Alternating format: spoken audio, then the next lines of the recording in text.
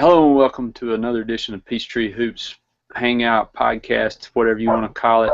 I'm Kris Willis. I'm joined by the great Brad Rowland and a new guest this week, familiar name, face. You know him as Throw. I know him as Josh. He wrote a great piece today, Power Rankings, and we're going to be talking about that in just a little bit. How you guys doing? Doing good. Yep, Buddy? doing great. Ready to roll. All right, good deal. Good deal. All right, well, let's jump right to it. I mean, Josh, you've done our first ever power ranking, 1 through 30 teams. That's something we're going to keep up with for the entire season. It's going to be fun to look forward to every week. But let's jump right in. Let's look at your top five. You got the Spurs. You got the Spurs number one. I like your top five. Spurs, Cavaliers, Clippers, Bulls, Thunder.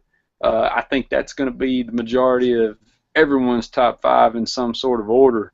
But talk a little bit about the Spurs, Josh. Why did you decide to go to the Spurs? And I will point out that this comes on the heels. I'm sure you wrote this before they lost the preseason game overseas. I'm just going to point that out. But tell us a little bit about your reasoning behind the Spurs as number one. Well, first of all, the loss overseas really screwed me up. I'm thinking of putting that team at number one now. But, I mean, you just got to beat the current champ. We saw the Spurs in the finals. They were just amazing. You saw them. The best thing about the Spurs to me is they can adapt to any team. They adapted to the way Dallas played. They adapted to the way that, as we saw, Miami played. They adapted to when they played the Thunder. They just can adapt any way defensively, and they know how to attack you in any way. And just until I see someone that can, dethrone them, combined with their personnel and their coaching, they're number one for me. I got you, Brad. They're getting on up there in age. Spurs every year we write them off. Somebody writes them off. They've never really repeated. Is this the year they repeat, or is this the year that the age finally catches up with them? I mean, I think you almost have to have them at number one coming off the title. But at the same time, if you gave me the Spurs of the field, I'd take the field for this year. I mean, if I was doing regular season predictions, I'm not even sure I'd have the Spurs as the number one seed in the West because they don't care about being the number one seed in the West. Yeah. One of those things where if they win 54 games and they don't care, that's fine with them. But yeah, I mean, I'm totally fine with them being number one. And if you were telling me that they're the favorite, that's fine with me because they really didn't lose anybody short of Patty Mills for a little bit with injury, but they bring everybody back. And as long as Tim Duncan's alive and Pop's there, make them the favorite as long as you can make them the favorite, I suppose. Yeah, I agree. They're fun to watch, if nothing else. And with Mike Budenholzer in Atlanta now, we've got a more of a vested interest in their system and their culture and the way they do things. Basketball purists, you can't ask for more than what the Spurs have given. But let's talk about just keep staying in the top five here. Let's talk about the Cavs. Let's talk about the new look Cavs. Number two, I think that's solid. I mean, is this team a championship level team? Josh, do you think is this a team that can go out and win the NBA title to dethrone the Spurs? Well, part of that is, they have to get to the finals first, and, judging who they're going to go up against in the East, they have a really good shot at that. We saw what Kevin Love has done. I was at the home game when we played Kevin Love, and he just grabbed everything, scored just about every point for them. Kevin Love, Kyrie gives us we see him when he gets hot, and then, they have LeBron also. I figure it may take them a while to adapt and to adjust to playing with each other, but, once that happens, to me, they're probably top two best one as I have here in the East right now. I agree. I agree. I mean, they got LeBron, so that's worth. As a regular season team, they're going to be right there in the mix. Brad, I got a question for you though. I was reading some stuff today. Chris Bosh came out and said it's going to be for Kevin. Had some advice for Kevin Love, saying that it was just going to be. It's not easy to play with LeBron, not having the ball in your hands and everything. How smooth do you think that transaction is going to be? Transition, not transaction, but how smooth is that transition going to be for Love? He's never really been on a playoff team. He's never ever played with a player of the caliber of LeBron. How's he going to fit in? How do you think he'll fit in with the Cavs as far as the season goes? As far as the whole Cavs are concerned, I think they might get off to that kind of slow start. I remember Miami in year one when all those guys came together and they got off that slow start and everybody panicked. If you told me that we were getting the Cavs team from March at the very beginning of the season, they might win 65 or something crazy. But they probably got to get that slow start. As far as Love, I think he has sort of a perfect complementary game, so I'm not really worried about him playing next to LeBron. It'll probably be a little bit odd for him to not be the primary guy. Obviously, he's been the guy in Minnesota for the last handful of years, but this isn't a guy like his first couple of years in Minnesota. He was a supporting player. He came off the bench. He played with Al Jefferson. It's not like playing with LeBron, but at the same time, he really excelled in the Olympic setting too in 2012 as a pure role player. Go out, rebound, shoot threes, that kind of stuff. And because it is LeBron, it might be a little bit easier, I think, for Love. If it was somebody where it was kind of sort of unclear whether he was the number one or number two option, might be a little bit harder. But when it is LeBron and you get there and you know LeBron's there, you're the second option, it should probably be a little bit easier. I think if anything between Love and Kyrie is where it gets a little bit interesting for the secondary touches, and especially Kyrie playing more off the ball than he's used to, because LeBron's going to have the ball in his hands. Maybe not all the time, but I think the more difficult transition is going to be with Kyrie, not really with Love. I agree with you. That's a good point about Kyrie there. I mean, we don't have to talk a whole lot about that team right now because that team's gonna be the story of the season. We're gonna hear about them nonstop from now till June probably. So, we'll touch on them, but let's look at 3, 4, and 5 here. I mean, you got the Clippers, you got the Bulls, you got the Thunder. Which of those teams, Josh? Which one of those teams, if you had to pick? I know it's tough. We're still here in October, but if you had to pick one of those teams to crash the party, which one do you like the best?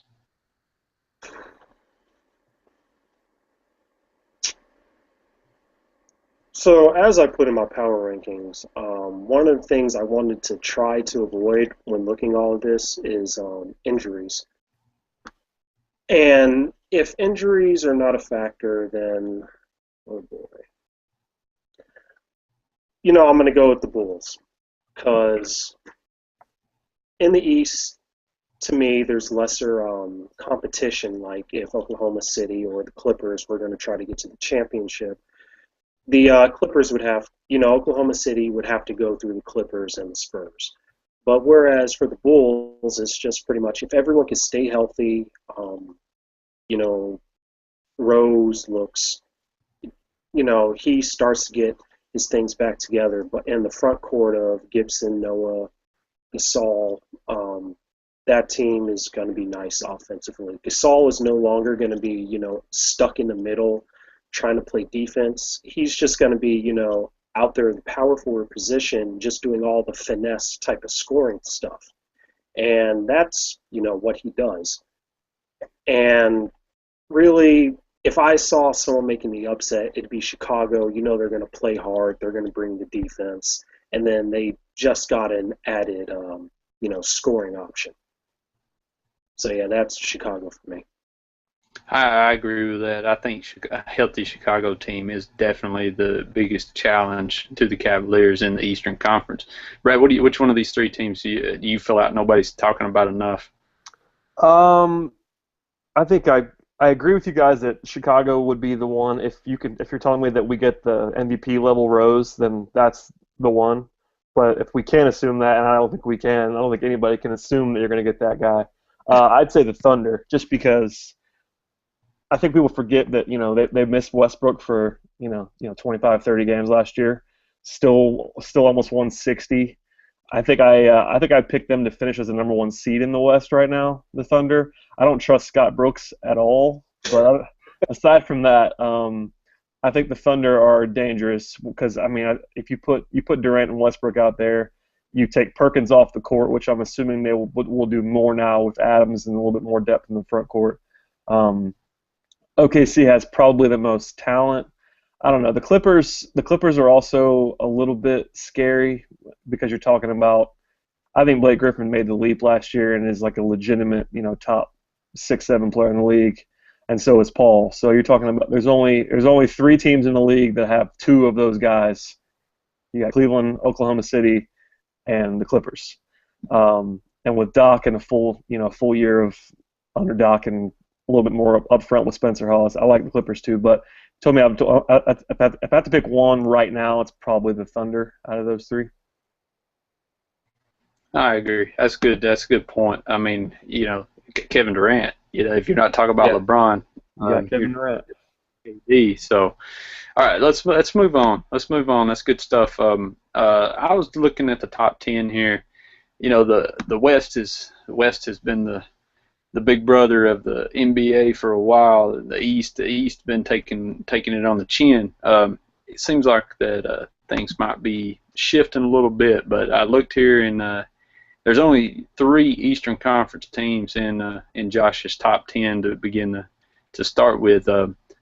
We talked about 2 of them already. The third one is an intriguing team to me, and that's the Toronto Raptors, who are ranked 9th. Josh, what are your thoughts on Toronto? I mean, that's a team that I witnessed up close and personal last year with before the Rudy Gay trade that looked like a mess. I mean, they were a mess. I was worried that Dwayne Casey was going to get fired after that game, or not long after that game, and then they make the trade, and there's all this talk that they're going to tank, and the next thing you know, they've won the Atlantic Division and have made a ton of noise, and now everybody's really, really high on them. What are your thoughts on the Raptors? Oh, well, first of all, they have Hawks legend Lucas Nogueira. Legend. Legend, yeah, and Lou Williams, whatever. Yeah, but I mean, I look at when I did this, I said, I could see some of the players falling back to earth, but then I thought about, I was just looking at the roster, and I see they have depth on their roster, and that is something that I like when I looked at all of these. They have good depth in case of injuries, even though I said, I'd ignore that. Only really guy I'm not sure on is maybe Terrence Ross. But if DeRozan comes back, apparently he supposedly has been working on his left hand going up. Try to, be more versatile. Kyle Lowry, I feel, is really good, and he's finally found someplace where, he won't be shunned. And I just feel that outside of the top 2 of Cleveland and Chicago, Toronto is probably going to be the one to beat with an improving Kyle Lowry, with an improving DeMar DeRozan, and all the other young players on their roster. I agree. That's a good point.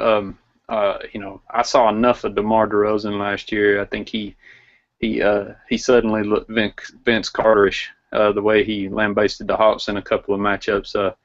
Brad, what are your thoughts on the Raptors? Yeah, I mean, I like Toronto. I think really from 3 through 7 in the East is kind of wide open between Toronto, Atlanta, Charlotte, Washington, and maybe Miami. But I wouldn't have Toronto 3rd, but I can't really argue against it, I guess, is what I'm saying. I like the Lowry DeRozan backcourt a lot. I mean, I think that's one of more underrated backcourts in the league. I've always been a Lowry fan. I know coaches don't seem to like Kyle Lowry much, but he's got a kind of an attitude problem from what I can see. But I always liked his game. Great defender on the ball. Had a really nice year last year. I think the only worry with Lowry is injuries. He's been hurt a lot, kind of nicked up in his career. But if Lowry and DeRozan can stay healthy, that's a great foundation to have in the backcourt. And then you got Jonas Valanciunas up front, who you have to assume is going to get a little bit better. I think he's 22 years old still. So you have to like Toronto. They did add a little depth. The Lou Williams addition I think helps Toronto a lot for as much as we kind of buried Lou last year. It wasn't an ideal fit for what the Hawks were trying to do at times. He does help them a lot as a third guard, and I think he should be fully healthy now after the second year after the ACL. It actually helps them a lot. I mentioned Terrence Ross. I think he's important to Toronto, but in the end, it wouldn't surprise me if they won anywhere between 50 and somewhere in the low 40s in terms of final win total. But I do like Toronto a lot. All right.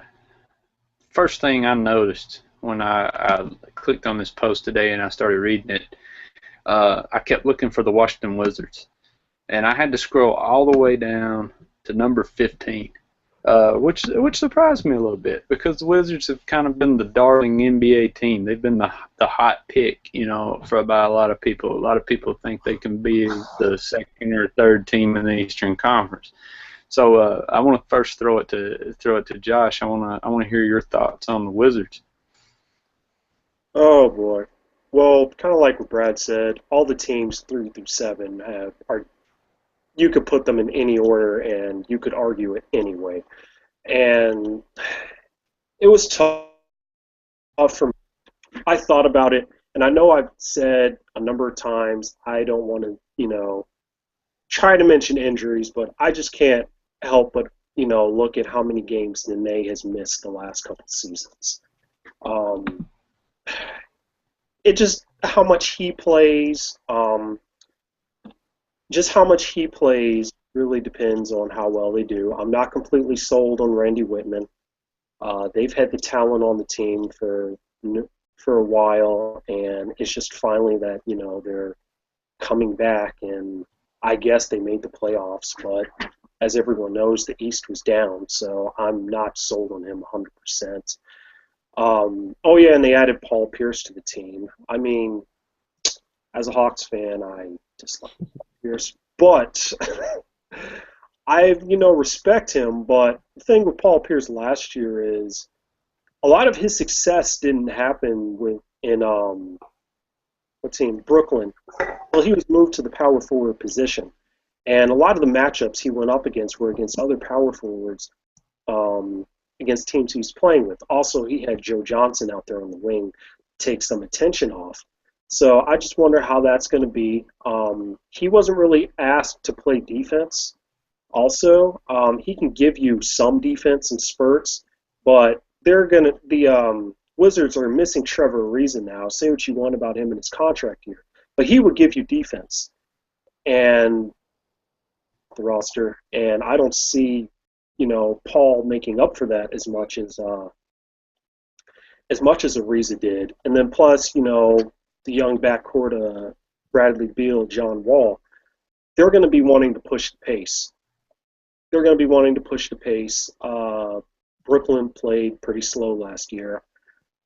I just wonder how they're going to mesh. And this is just a lot of ifs for me and questions, and that's why I dropped them to 15. Okay. Good stuff, Brad. What do you think about the Wizards? What are your thoughts?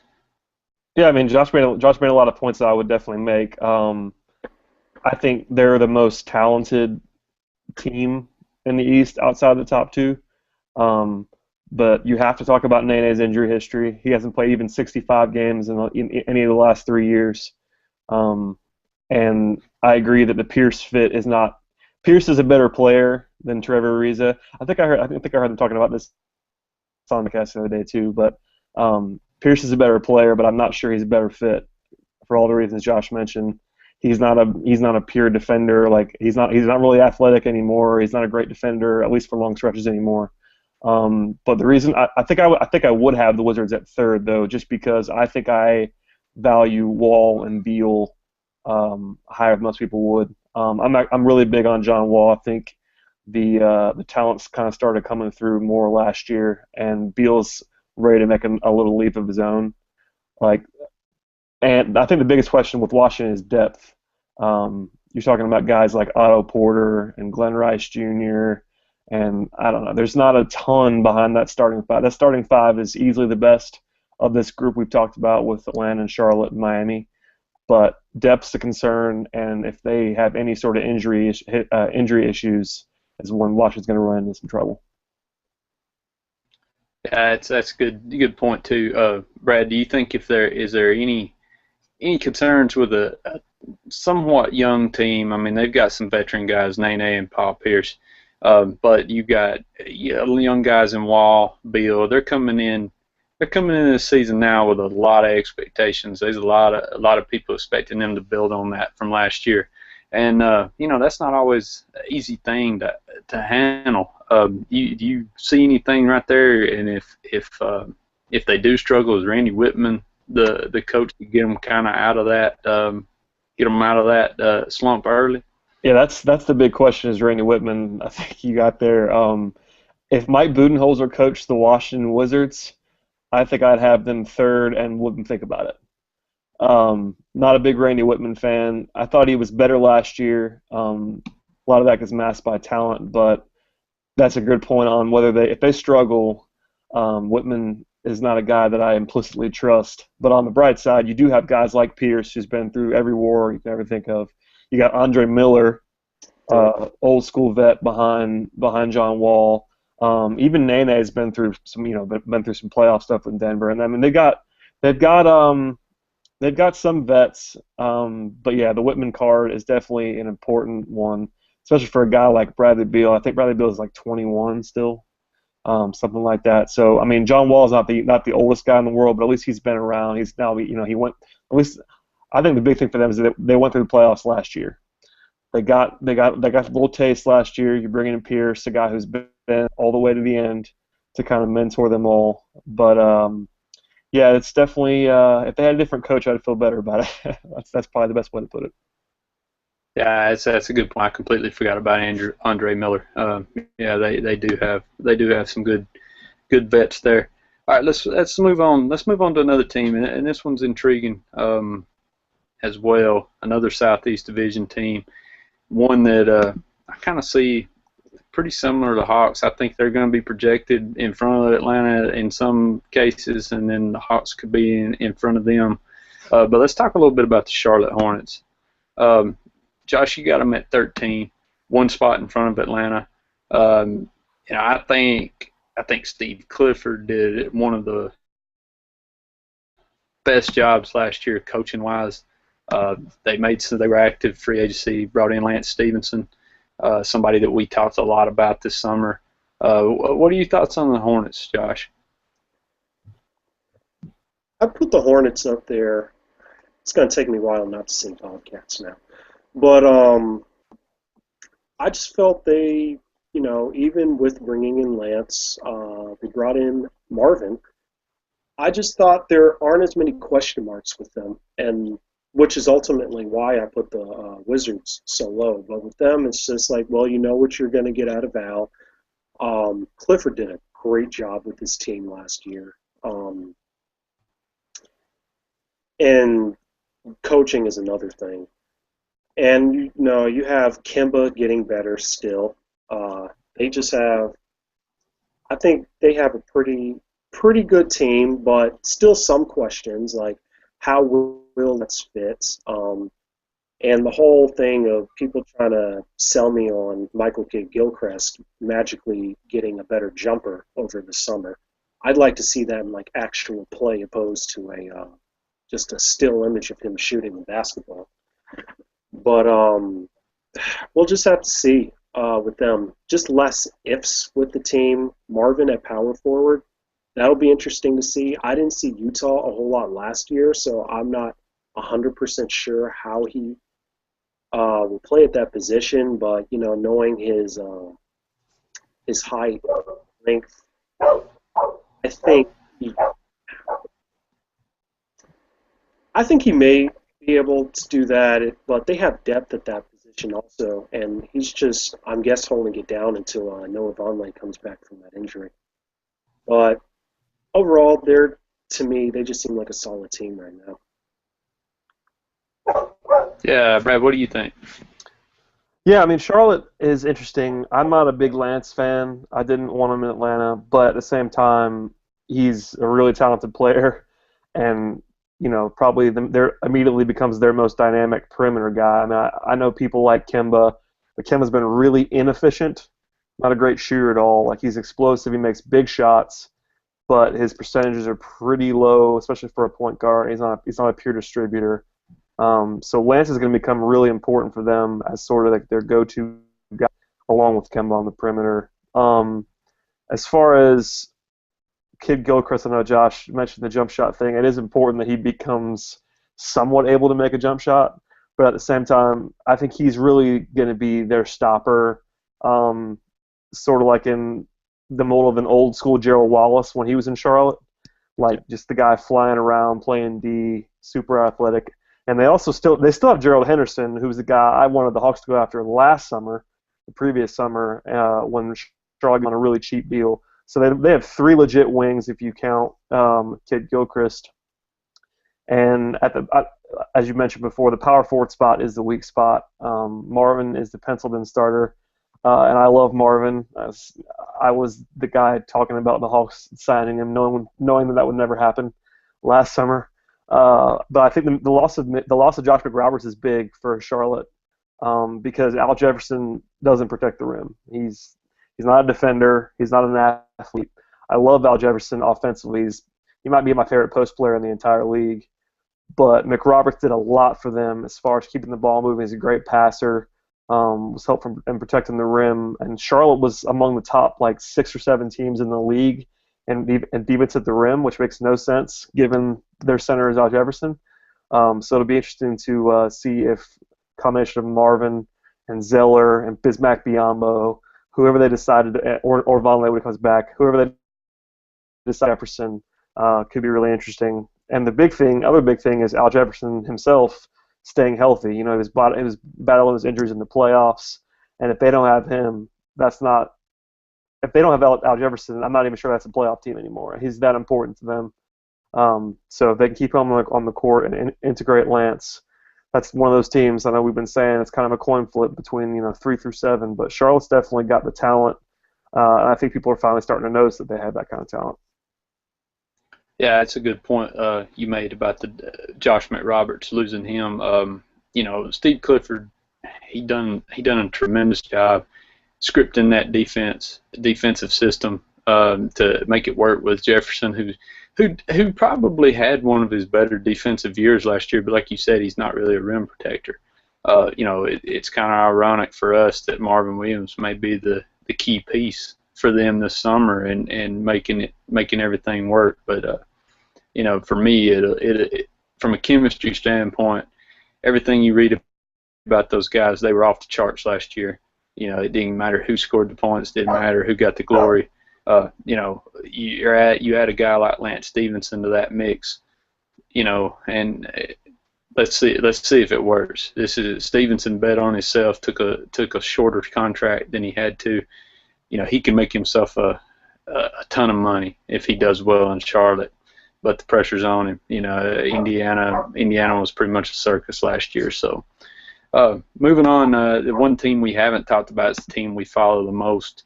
Brad, you and I got to watch the Hawks Monday night. They're back in action Saturday. What were your thoughts? What did you come out of that first preseason game feeling like?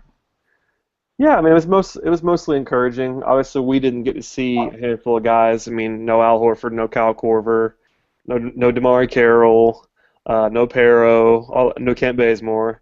But the guys we did see, I mean, I thought everyone played reasonably well. I think if anybody had the hiccups, it was probably Dennis.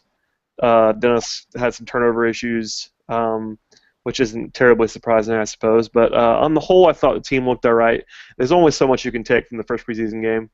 I think that's important to realize. But I don't know. It was interesting to see some unique lineup combinations because of the fact that all those guys were out. Saw some Adrian Payne at center, which is something that I talked about in the draft process, wanting to see some. Um, I've been really impressed with Mike Muscala. Haven't seen him up close in Vegas. I saw him play the whole week in Vegas, and was really impressed with Mike. Probably more so than anybody out there, including Dennis. Muscala has really kind of made some leaps and bounds in the last year since he got here, and I really think that he could be a legitimate rotation guy for the Hawks this season. We were kind of joking about the broken nose for Pero being at a really bad time for his playing time, because if Muscala is as good as I think he can be in preseason, we may see more Muscala early in the year than we might have thought. Um, but yeah, on the whole, everybody looked just fine. You got kind of what you expect from the more established guys like. I think it's really important to keep an eye on guys like Dennis and guys like Mike Muscala and Payne throughout the preseason, because the Hawks have the rare luxury of being one of the only teams in the league that kind of has a locked-in roster.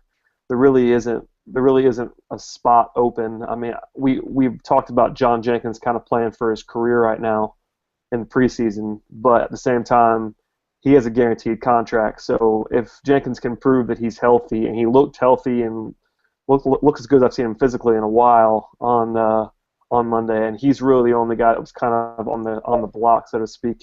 And if he can prove he's healthy, then there really isn't a position battle that I can see. So it's kind of just evaluating guys and seeing where they are. Yeah, I agree. It was interesting how well the ball moved. I mean, Yeah. That's a staple of Mike Budenholzer's offense, but you can tell these guys are in year two. They didn't have to start it at just, it's something you take for granted. But the ball was flying all over the court. Guys were moving well. Even guys like Payne and some of the young guys, they were moving the ball, moving well with it. So, that's something to keep an eye on. But I agree with you, Josh. You got the Hawks at 14. I think that's a solid ranking. What are you looking for coming into the second preseason game? Well, one, I just want to see who's going to be playing in that game. Like you mentioned, like Brad mentioned, there was no Korver, no Horford, no Pero. Even though I'm pretty sure we know what we're going to be getting from them. I want to see how healthy Al Horford is when he returns. I'm fully expecting him to be rusty, maybe for the first few months of the season, but I just want to see how he's looking right now. And I also just want to see some of the new guys. Whenever we get to see Kent Bazemore play, I know I've jokingly said to a lot of people, I've never seen the guy play. Don't call him, how good he is. I've never seen the guy play before. And I just kind of want to see what he offers us. I want to see how Thabo does, now that he's not going to be, in the starting lineup like how he was with Oklahoma City. I want to see how he does with the secondary units. And if his shot has returned, or indeed he was suffering from the three-point shot due to the calf injury that happened last year with the Thunder. So I just want to see some of the new guys. Jenkins is another one. Brad, you mentioned how well Jenkins looked, and it's just like, well, yeah, if he can come back to how he looked his rookie year and can improve from that, then that'd be excellent. And of course, the rookie also. I want to see Adrian Payne. So just a lot of stuff to look forward to. All right, guys. I think that's about going to wrap us up. Brad, you got any final words? Surprise team or anything you're looking for as we roll on into the preseason right here? Not huge things. I'm really interested to see what happens out west, kind of at the bottom of the playoff picture. I think most people have just the same 8 teams last year getting back in the playoffs, and that's not crazy. But there was also a lot of hype around Phoenix. I don't necessarily share the hype around Phoenix. I think they're probably going to take a step back. We were talking about that on Twitter today, actually. But I just don't see how that front court's supposed to be a playoff team. But then you have also a team like New Orleans, where I'm incredibly high on Anthony Davis, and we just saw them play on Monday. That could be a team that could surprise. And I also like Denver a lot. That's That's a team that's now healthy. They won 57 games 2 years ago, and everybody seems to have forgotten that happened. Some of those guys are gone. Andre Iguodala's gone, but they're adding Aaron Aflalo, who I've always been a big fan of. And in the East, I mean, I kind of excited to watch the train wreck that is the Philadelphia 76ers. I think if I had to pick it, I would pick them to not win 9 games. And that I've been on record as saying that's the worst NBA roster I've ever seen.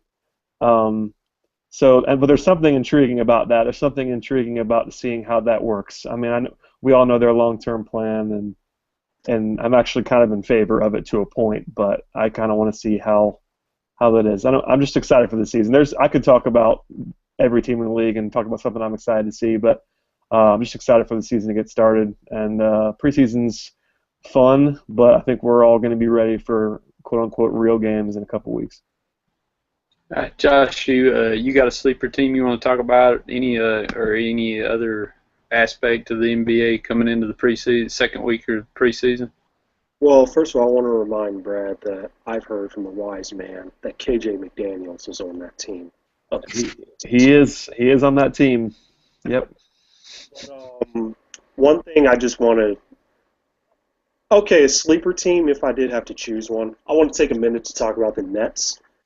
I could see the Nets going in one of two directions. I could see them winning 45, 46 games, but it has a lot of ifs, and I could also see them winning somewhere in the 30s with how that team is built. That team has a lot of ifs for me, and I know as Hawks fans, a lot of people are kind of hoping that they fall to the 30-ish range.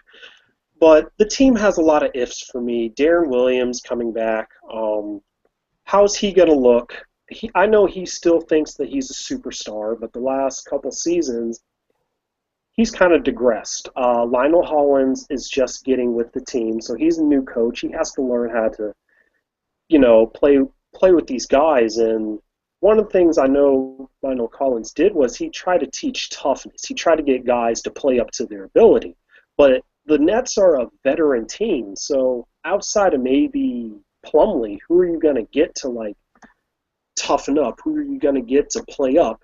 And that was just one thing, and just with him, well, we already saw on via social media, he's already trying to get at Brook Lopez. So will this have a positive effect on Brook Lopez, or is he already, or will Brook Lopez, the guy that, reads comic books, plays board games and stuff like that, is he going to, clash with Collins?